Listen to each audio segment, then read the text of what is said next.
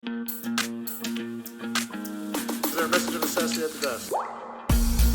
There is a message of necessity at the desk. Move to accept the message of necessity. The message is accepted. All right, welcome. This is Messages of Necessity, an Empire Center for Public Policy podcast, and I'm Tim Hofer. I'm joined today by Eric Ooms, who's a partner in A. Ooms Sons Dairy and also the vice president of the board of directors of the New York State Farm Bureau. Eric, thanks for joining us. Thank you for having me. So let's start right at the beginning. When we talk about farming in New York, often we miss the key detail, which is how farms ended up in New York. Can you tell us a little bit about the story about how the Oomeses ended up here? Sure.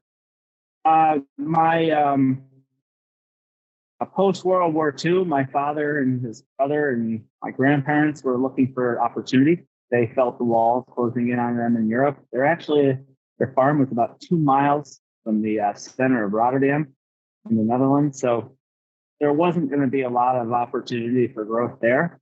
So in 1950, they all came to America together. And they worked shares. They had a sponsor, and they worked shares on a farm. But about 2 years later, in 1952, they scraped together enough to get free mortgages to buy a farm here in Chatham, New York. So my parents both Dutch, but they met here in America. And so again, came here because this is the land of opportunity. Well, that's a great segue because farming was a huge industry in New York, and that's changed certainly over your lifetime, and probably even more significantly over the past decade. There's been some really significant changes to the way that Albany has approached farming.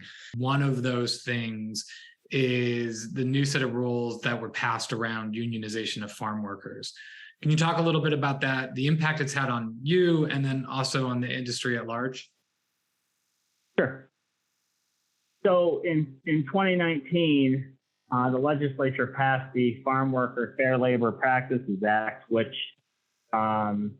essentially there's two things that it did. Number one, it allowed for collective bargaining and unionization of farm workers. And number two, it put us on a path through a wage board of overtime for 40 hours. And the overtime after 40 hours, we're starting that step down next year. They said they put us on a path because they created a wage board, which is a bunch of kabuki theater to make it seem like there was a process. But the reality is the cake was baked in 2019. The other side of that was the collective bargaining, which I think we probably got a little bit of a reprieve from COVID because they were able to start pulling things together. And I think it was passed in 2019, so exact dates to me are not clear. But over the past, we're probably up to a year now. Over the past 8 to 12 months, there has been a full court press by different union groups. I think the umbrella is United Farm Workers, which is the national umbrella, but there's some different local unions that are helping with this. And I'm not familiar enough with that yet. Unfortunately, I think I'm going to get to know it a lot better, where they're pressing farm workers into unions. And for instance, we have our first union on Long Island, and actually the farm workers are at a meeting with some of the leaders at the Department of Labor saying, okay, we signed up for this, but it's not what we thought it was. How do we get out of it? Unfortunately, that's not easy if it's possible. So it's going to change. This is obviously what's already happening, and it's only going to exacerbate is, so if you're a vegetable grower, you can grow the vegetables that I'll just pick carrots, for instance. You can grow carrots or cabbage, which are high labor items, or you could do like I do. You grow field corn, which you plant the seed with a tractor and planter, and then you harvest it in the fall. And there's not a lot of physical labor. And my family's kind of done that for the last 30 years, always trying to find ways to minimize labor. And you're going to have this more and more in the fruit and vegetable industry because they're so labor intensive when our cost of labor is so much higher in New York compared to our competitors, New Jersey, Pennsylvania, Michigan, depending on what you're growing. The legislature is telling you not using a lot of labor because we're going to artificially raise the price. Well, that's a really important point because it creates almost a comparative disadvantage for farmers in New York. I mean, that sounds obvious, but it is the biggest problem, right? And if you have that disadvantage, it also goes to, as we already talked about, the ability to compete and to continue to have this industry be viable in the state. So how do you reconcile those two? Yeah. I don't know. I mean, I'm always been very optimistic, and I continue to be optimistic. But part of my optimism is where I live. There is opportunity because you have second homeowners that have disposable income, so we can serve those niche markets. But again, that doesn't feed the masses, and so some people are going to do it because I'm going to do it. But at some point, you have to. Financially, it has to work, or it just isn't going to keep happening. You can't keep losing money and keep doing it. So entrepreneurs are going to go and do what they need to do to survive. And the other thing, I don't know if I mentioned earlier in this conversation or not, but the other thing that's hugely important is the climate goals of the state. And there's a lot of climate goals that don't make much sense. But honestly, I think the mortal threat is solar. Frankly, actually, I mean, we just got an offer yesterday, but we get these all the time. We get these mass mailings, and they'll pay you up to $2,000 an acre a year.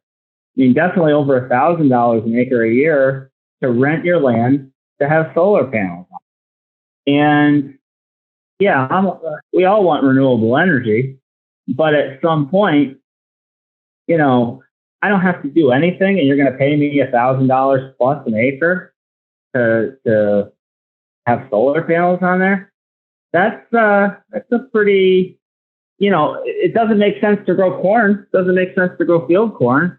And then on top of that, if you're growing sweet corn for human consumption, which is more labor, I don't have to do anything, and I'm getting $1,000 an acre. So it's and then you have the other factor of, back in the day, when my father emigrated here in 1950, a lot of land was owned by individuals, smaller farms.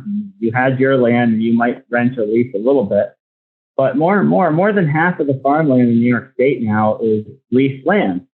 Well, if someone's leasing the land and they're looking at the financial aspect, it's really tough to say that corn or soybeans makes a whole lot of sense. When now, I mean, we could make a lifestyle choice of, I just don't like the look of solar panels. That's fine. But, if your choice is, if you own this land that for whatever reason you have 100 acres and you could get $1,000 an acre from the solar people and, $200-300 at best from a field crop grower, I could learn to like solar panels. Right. Well, and that is sort of the same line as what we were just talking about in this, you've created this, disadvantage for the farming community. And meanwhile, with the growth of the opportunity to use solar panels and change the business, of course, everything you add that's a challenge for the farmers is going to push them closer to wanting to do something different, to signing that lease to lease their land for solar panels, whether they want to or not. So one goal of the state is getting in the way of another goal of the state in that regard. So if there's a lot of ways we could ask this question, and maybe it's just about if you could wave a magic wand, what are the two things that you'd be looking for Albany to do to bring that back, that competitive advantage for the farming community? Well, I mean, and this is where it becomes a real challenge, because the things that need to be done may not be politically possible. I'll state for one instance. I'll give Governor Hochul credit for this. Farm worker labor bill was passed before she was governor. Not to say she would have signed it or not. I'm not getting into that. But when the overtime provisions are coming in, the state, she put in her budget overtime tax credit. So basically, for every dollar that we spend on overtime between 40 and 60 hours, the state's going to give us $1.17 back. So we're not disadvantaged. So, that would be what she would say is an effort to fix the problem. And, you could say, now as a taxpayer, I'm thinking, well, this is kind of crazy. But that's her effort to do that. The problem is, and okay, so that helps with that particular problem. But now we stack all these other issues on top of that of New York not being a business-friendly state. I mean, you can just look at what happens with the unemployment. I'm not probably going to get the terminology wrong, but the unemployment debt that we owe to the federal government is something like $7 or $8 billion that New York's the only state that hasn't paid it off, and they're going to put it on the backs of business owners. Some point, what breaks your back. So, I mean, we do our best. We're very appreciative of tax credits that they're giving us. And these are cash tax credits. These are refundable tax credits. So you don't have to make, you get the money back. So I guess if that's how you want to go, that's positive, but it doesn't help with the bigger problem. Yeah, right. Let's switch gears for a second. You brought up before that you're on your 5th generation of milking equipment, and now it's robots. I know it's robotic, but it's more fun to say robots. I had an opportunity to come visit your farm a few years ago, the first time that minimum wage was an issue in New York when they raised it back in 2016-ish. Can you talk a little bit? I find it interesting. I hope our listeners do. Talk a little bit about the robotic milking machines that you have and what that evolution's been like. It's it's the greatest thing in my life. I have a wife and 4 kids, and I joke with people I have 4 kids and 7 robots. Don't ask me to pick a favorite. It's been absolutely tremendous. It saves on labor, but the bigger factor is, I milk cows myself with milking machines for 25 years. And I full-time, I have other things to do, but I spent, give or take 36 hours a week myself milking cows. And I loved every minute of it. I enjoyed it, but that's a lot of time. And to try to find people, I mean, you can find people offshore, but that's a challenge too. And it's a lot more attractive to my kids. And my older kids remember me milking in a parlor, but my younger kids have no idea what I'm talking about. And it's just, we are able to do a really great job with our cows, but yet not have as much stress on the farm and the family. And it's a decision that we made. And actually, we're getting to 10 years old on our robots. So we're already talking about, renewing them in the coming years here, because they've been such a game changer for us. And it's a technology that continues to come forward, because as time goes on, the price of them hasn't increased a ton. So that means everything else is going up. So they're becoming more and more affordable all the time for other farms. Well, and if you're someone who's listening to the show, you won't get to appreciate this. If you're watching, you noticed that we lost Eric's video because he's out working in his farm, but we are going to run some clips of when we got to go tour your farm and look at those robots in action, which was really cool. Yeah. So we as a family, we make a commercial product, and we belong to the cooperative Agrimark that owns Cabot Cheese. Everybody's familiar with Cabot Cheese. It's a tremendous product, and we're very, very proud of that product. But also, we have neighbors whose milk is made into different artisanal cheeses, which are great products too. I think with the food safety standards we have, I think any product you buy that has any kind of is going to be a good product. The difference is, you got some of these artisanal cheeses that are $20 a pound, and Cabot is $4.50 a pound. My wife goes shopping and she has to buy cheese for 4 kids. It doesn't matter something's 20 versus Cabot, which is a tremendous product for $4.50. You're going to buy the Cabot. Having said that, our thought leaders say they care about low-income consumers, or even forget about low-income consumers. I mean, any moderate income people, they want to do the best for their kids. Nobody's buying and again, there's people who will buy artisanal cheeses, and it's a great, I support that. I think that's wonderful. I hope to do it myself. But for the family that's raising kids, you're going to buy the $4 Cabot because you're getting a great product at a reasonable price. But every signal we're getting from the government is to serve the niche market and not worry about the commercial market. Yeah, that's that's a really interesting sort of microcosm of all of these problems. When you think about how last legislative session ended up and where we see it picking back up again in January, are there policy changes that were under consideration that you expect to be under consideration again that worry you? I mean, are there a couple of things or a handful of things that you're going to be paying attention to going into next legislative session? Well, I'll give you 2. And one that I will be paying attention to, and the other one I hope to be paying attention to. The one I hope to be paying attention to is the ban of neonicotinoids, which is a seed treatment that we use. And both houses of the legislature have passed it. We are hopeful we can get a veto from the governor. We're not sure where that is, so we continue to work with the governor's office. I know that we have some friends in the executive offices who are urging a veto, but of course there's a lot of support for passing that. So I hope to be dealing with that next year. The other issue that thankfully the legislature can't get their stuff together, so that's helpful, is something called EPR, which is an extended producer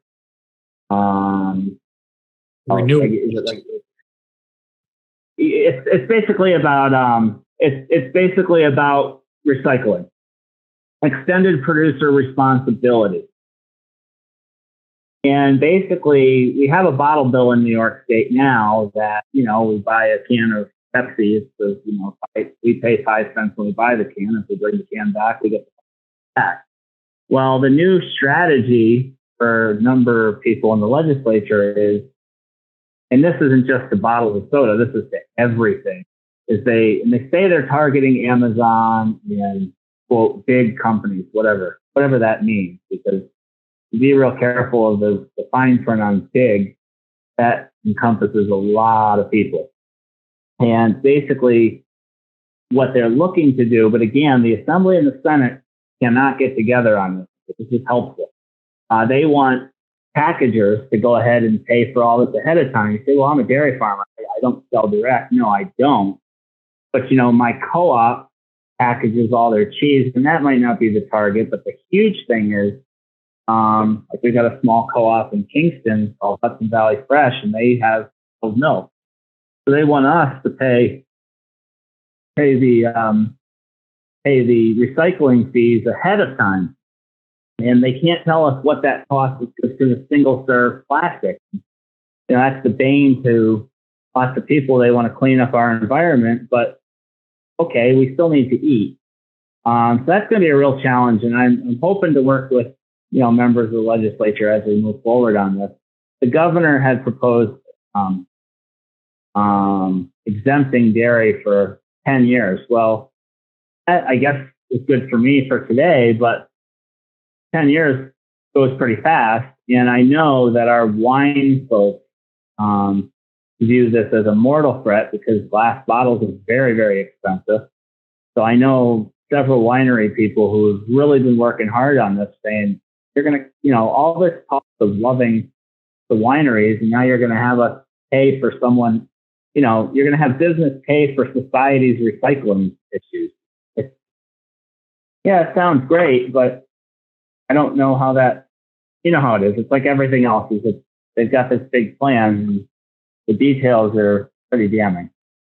Yeah, well, I mean, that seems like everything we've talked about ends with, it sounds nice and it's probably a good idea, but practically it's really difficult, right? The way that I understand EPR is that if you're not paying either upfront or post fact for the recycling, then part of it is about taking that packaging back, which you want to talk about impracticality from a farmer's standpoint. I don't even know how logistically you'd make that. So there is, I think it's one thing, and we talked a little bit about the state's climate bill, the CLCPA.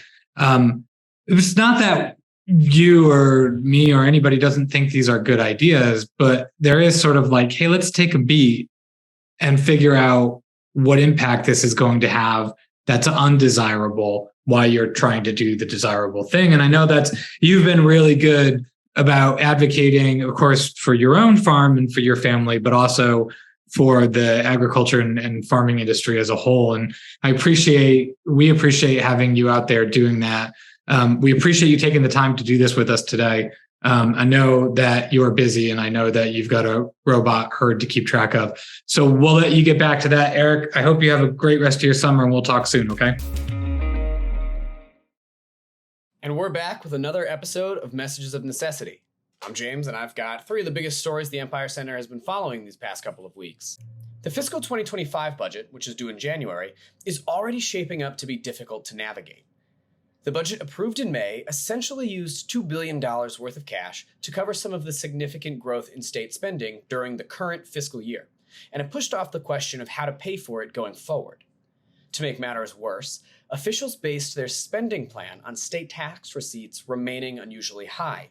Now, those inflated assumptions about taxes were burst back in June when budget officials updated their revenue forecast, which showed that revenues would fall billions short of expenses in fiscal 2025.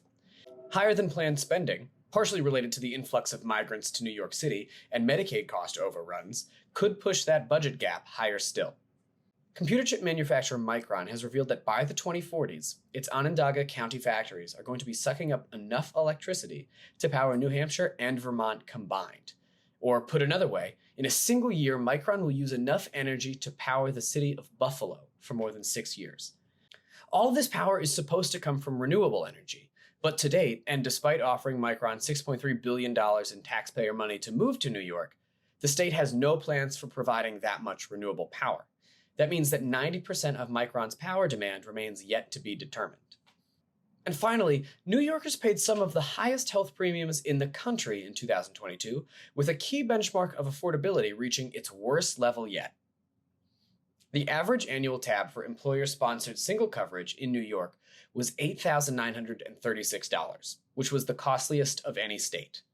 The gap between New York and the national norm for single coverage grew to more than $1,300, its highest level in the 27-year history of the survey by the Agency for Healthcare Research and Quality. Those are the 3 big stories the Empire Center is following. Now I'll hand it over to Kyle and Bill.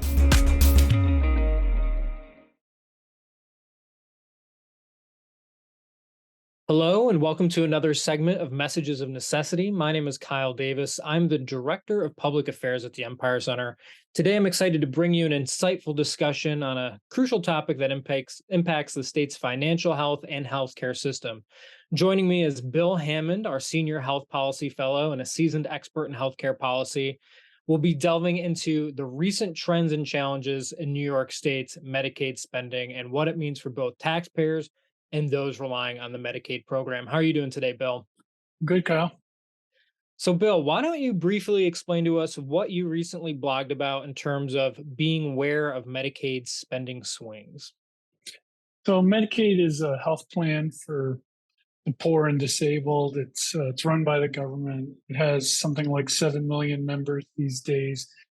And as a health plan, it has enormous expenses. It's one of the biggest expenses in our state budget. But those expenses, you wouldn't expect them to change much over time. People are going to the doctor, different people are going to the doctor every day. They're going to the hospital for different issues. So you would expect that expenditures under this program would be relatively steady from day to day, month to month, and quarter to quarter during the fiscal year. That's not what's going on in New York. So in this fiscal year, for example, the program is going to be spending an average of about $6.5 billion a quarter. I'm talking about a portion of the program known as DOH Medicaid. We can talk about that a little more later if we need to. But it's supposed to be spending about an average of $6.5 billion a quarter. But instead, it's spending over $9 billion in the first quarter. Then it's going to spend like $7 billion in the next 2 quarters. And then in the last quarter, it's going to drop below $4 billion. So you have this huge spikes and valleys in the spending during the course of the year. And the mystery is, why is that happening? We know that it didn't always happen that way. If you go back to, say 2010 or 2012, the spending was more or less steady throughout the year. But then during Governor Cuomo's second term, former Governor Cuomo's second term, you started to see these fluctuations. And it was associated with this budget balancing strategy they had of delaying payments.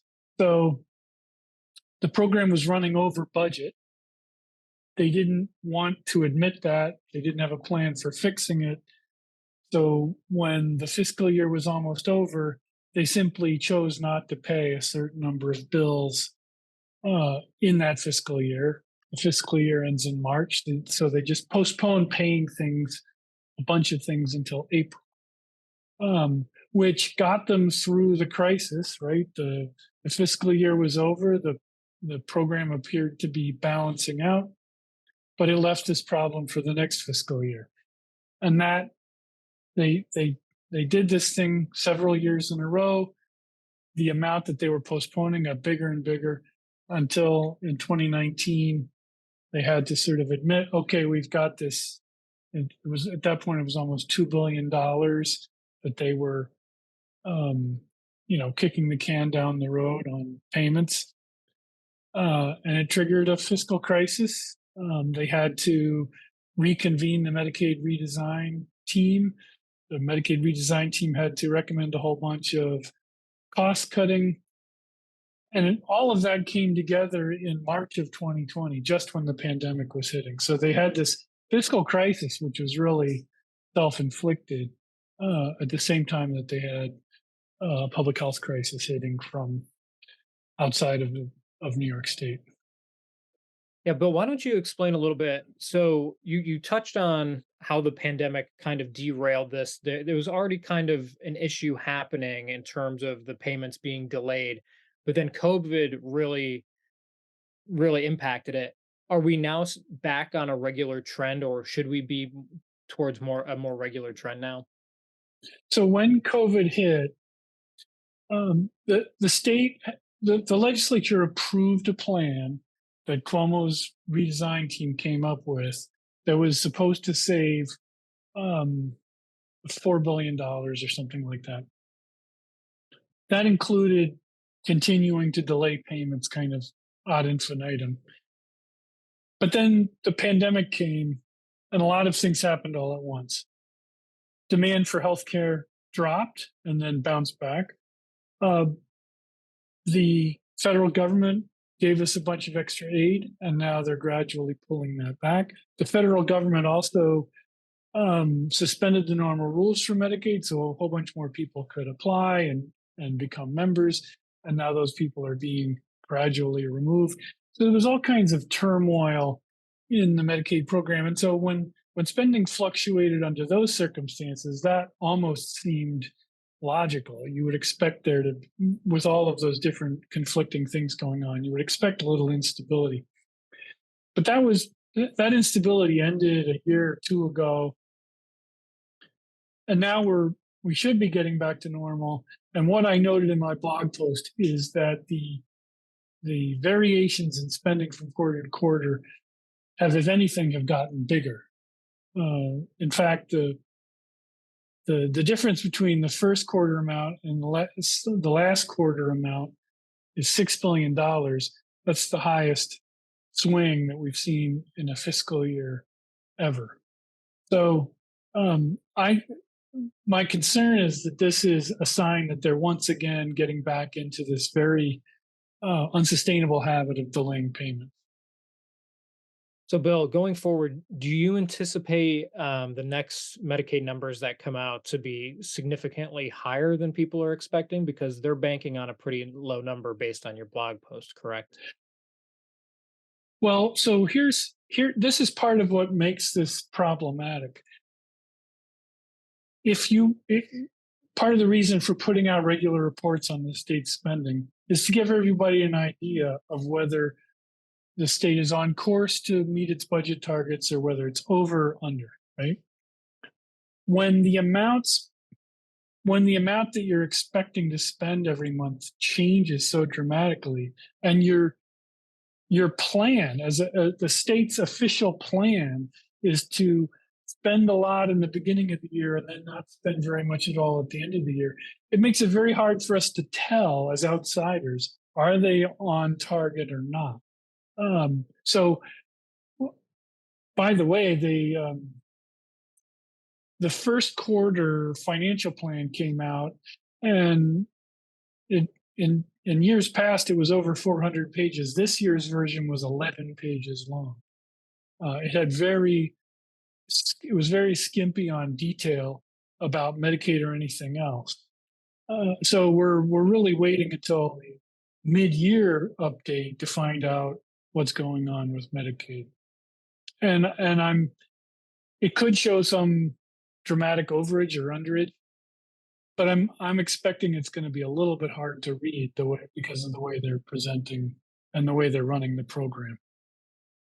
So, Bill, clearly you don't like how the state is currently managing the Medicaid program. What recommendations or what things would you do if you had the ability to make all these changes at DOH? Well, that's a long list. I mean, the thing I'd like to see done that's most relevant to what we're talking about here has to do with transparency, of being clear and honest about what the program costs and building that into the state's budget and its financial plan in a sustainable way. I think where the former Cuomo administration got caught was they weren't really budgeting enough money to cover the costs of the program. And so in order to make that work, they had to postpone some payments at the end of the year. That ends up creating a crisis, which is what happened in 2019 and 2020. We could be on the brink of another crisis like that, where there's an accumulated deficit that has to be dealt with just at a moment when the economy starts to go soft. So we could use a lot more transparency about Medicaid spending, and it would kind of dovetail with something called gap-based accounting, generally accepted accounting principles, where you declare an expense when you incur it, not when you pay it. The way it works now in New York State, we have cash-based accounting, and I'm being a little bit rough with this because I'm not an accountant, but under cash-based accounting, when you pay the expenses, when it shows up on your books, and that leaves you vulnerable to manipulation, like delaying payments. That makes a lot of sense, Bill. As we're kind of digging into this here, what lessons do you think could be learned so that going forward we don't repeat these mistakes? And is there anything kind of top of mind that you would like to see happen? You did just dive into that a bit. I mean, one thing that would be useful is if the legislature had a hearing where they just asked the Medicaid director, the health commissioner, whoever the logical person is, to come in and explain why these numbers look the way they do. Why are they packing so much spending into the first quarter and leaving and then counting on a big dip in the fourth quarter? What's the rationale for that? Why aren't they doling out Medicaid money in an even-handed way throughout the year.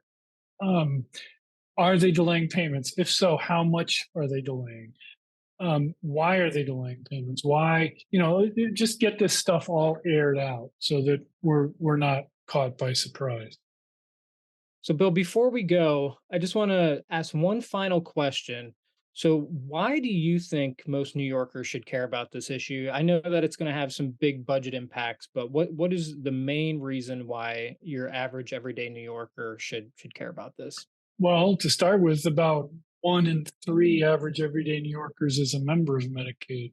I don't know how many of them will be listening to this podcast, but I imagine some are. So they need the program to be well run and financially stable. It's one of the most expensive things that the state does. It sort of competes with school aid as being the number one budget item. It's something like $25 billion this year. It's rapidly increasing. So people who pay taxes and care about the financial health of the state should be concerned about it. And then the final group that should be concerned is the healthcare system itself, because this is a huge part of their revenue.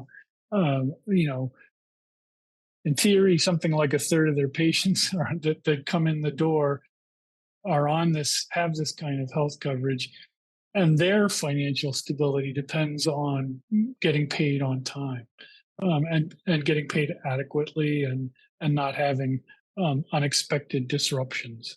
Well, Bill, I'd like to thank you for sitting down and discussing this very interesting topic with me. I'm sure that this will be just the beginning as more numbers roll in on how much the Medicaid system is costing moving forward. But I'd like to thank you, and I'd like to thank our audience for tuning in. Until next time.